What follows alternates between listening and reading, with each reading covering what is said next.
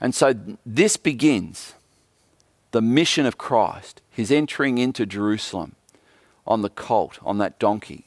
And so we're now going to see that this last week is now punctuated by the mission which resulted in overturning tables. Overturning tables. So let's read. Mark 11 and verse 15. And they came to Jerusalem, and he entered the temple and began to drive out those who sold and those who bought in the temple, and he overturned the tables of the money changers and the seats of those who sold pigeons. Verse 16. And he would not allow anyone to carry anything through the temple. I'm going to ask you in a moment, what did Jesus see as he was doing this? We go on, verse 17. And he was teaching them, saying to them, is it not written, my house shall be called a house of prayer for all the nations, but you have made it a den of robbers. And the chief priests, note this category, and the scribes, note that category, heard it and were seeking a way to destroy him, for they feared him, because all the crowd was astonished at his teaching. See, here's the question I just asked.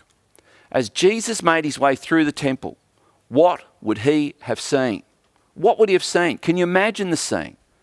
Some 200,000 people in Jerusalem at this time.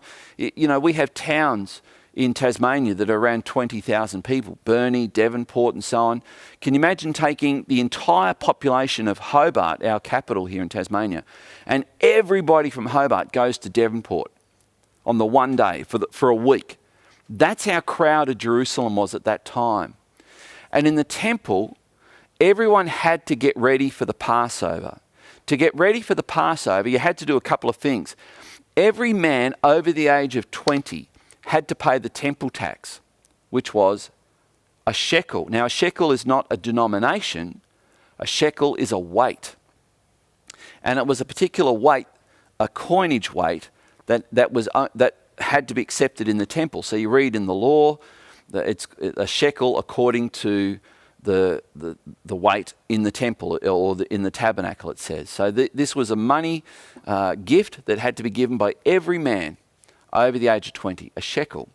Now the problem was, because it wasn't a denomination of money, it wasn't like the coins that we carry to put into the parking meter, you could only get that at the temple. And so what Jesus would have seen is that there were tables set up with people who were changing money for Roman coins into temple coins, and they were making a huge profit over it, from it. And the priests were racketeering from it as well. So they would have seen that. They would have seen people queuing up to get this, because you couldn't bring Roman money in to the temple precinct, because the temple precinct had an outer court where Gentiles could come, and then you go through into the place where only Jews were allowed, and men had to pay their annual temple tax, the shekel. And we read about Christ and Peter being asked, are you paying the tax?